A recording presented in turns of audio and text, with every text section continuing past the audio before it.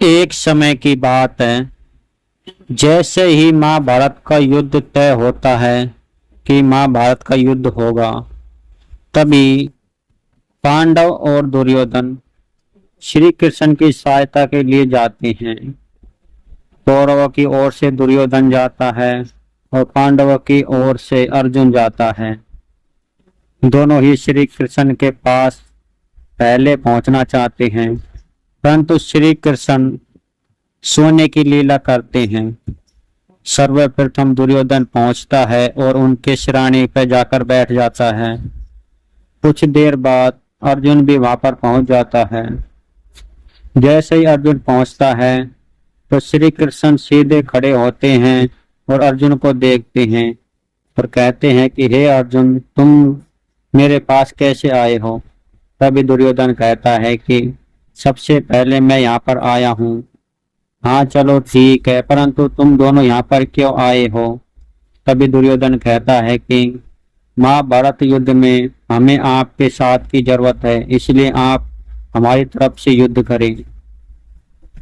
और अर्जुन भी यही बात कहता है, परंतु श्री कृष्ण कहता है कि मैंने सबसे पहले अर्जुन को देखा है, इसलिए मांगने का अधिकार सबसे पहले अर्जुन को ही है। परंतु दुर्योधन इस बात पर अड़ जाता है।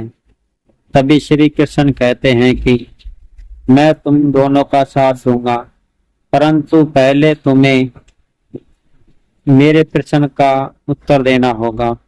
तभी श्री कृष्ण कहते हैं कि हे दुर्योधन, तुम जाकर यह देख के आओ कि इस संसार में सबसे अच्छा इंसान कौन है। और श्री कृष्ण अर्जुन से भी कहते हैं कि हे अर्जुन, तुम यह देख के आओ कि इस संसार में सबसे बुरा इंसान कौन है। दोनों यह देखने के लिए चले जाते हैं और कुछ समय पश्चात आते हैं। तभी श्री कृष्ण दुर्योधन से पूछता है कि हे दुर्योधन, तुमने कितने बुरे इंसान ढूंढ लिए हैं। तभी दुर्योधन कहता है कि मैंने यहाँ पर सभी बुरे इंसान ढूंढे हैं, कोई भी इंसान अच्छा नहीं है। और अर्जुन से पूछता है कि तुमने कितने बुरे इंसान ढूंढे हैं। तभी अर्जुन कहता है कि इस संसार में कोई भी बुरा इंसान नहीं है। तभी श्री कृष्ण खुश हो जाते हैं और कहते हैं कि हे दुर्योधन, तुम में और अर्जुन में यही फर्क है कि तुम संसार में सिर्फ अपने आप को श्रेष्ठ मानते हो और दूसरे को बुरा मानते हो, और अर्जुन में यह फर्क है कि वह सिर्फ अपने आप को बुरा मानता है और संसार के सभी लोगों को अपने से श्रेष्ठ मानता है। वास्तव में तुम में और अर्जुन में यही फर्क है कि तुम अधर्म के कारण अपने आप को श्रेष्ठ मानते हो और दूसरे को दोषी मानते हो, परंतु अर्जुन धर्म पे है, इसलिए उसे संसार में कोई भी लोग बुरा नहीं दिखता है, वह अपने आप को ही बुरा मानता है। इसलिए मैं सबसे पहले अर्जुन को चुनाव करने का अवसर देता हूँ। तभी अर्जुन श्री कृष्ण कहते हैं कि हे अर्जुन, मेरा चुनाव करने से पहले मैं तुम्हारे सामने दो पक्ष रखता हूँ। एक पक्ष में मेरी नारायण सेना है जो आज तक कभी हारी नहीं है, और दूसरी तरफ मैं निहत्था श्री कृष्ण हूँ, इसलिए तुम्हें इन दोनों में से एक का चुनाव करना होगा। तभी अर्जुन श्री कृष्ण का चुनाव कर लेते हैं। इस पर दुर्योधन मन ही मन हंसता है और कहता है कि ये अर्जुन तो मूर्ख ही निकला जो निहत्थे श्री कृष्ण को अपने पक्ष में ले लिया। अब तो मैं नारायणी सेना मांग सकता हूँ। तभी दुर्योधन नारायणी सेना मांगता है और खुश होकर हस्तिनापुर लौट आता है।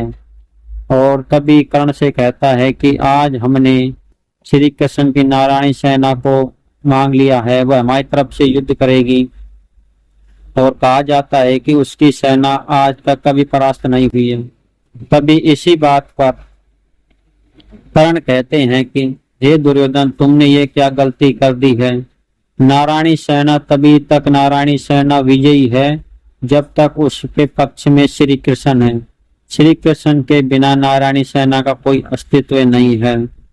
इस पर कर्ण ने अपने सुझाव दिए, परंतु दुर्योधन इसे नहीं मानता। और अब आपको समझ में आ गया होगा कि इस संसार में सिर्फ दो ही प्रश्न हैं जो भगवान को अपनी ओर करते हैं। यदि हमारा चुनाव सही होगा तो भगवान हमारी तरफ होंगे, यदि हमारा चुनाव गलत होगा तो भगवान हमारी तरफ नहीं होंगे। इस बात से आप सहमत हैं तो कमेंट में अपनी राय अवश्य बताएं और कमेंट में जय श्री कृष्णा लिखना ना भूलें।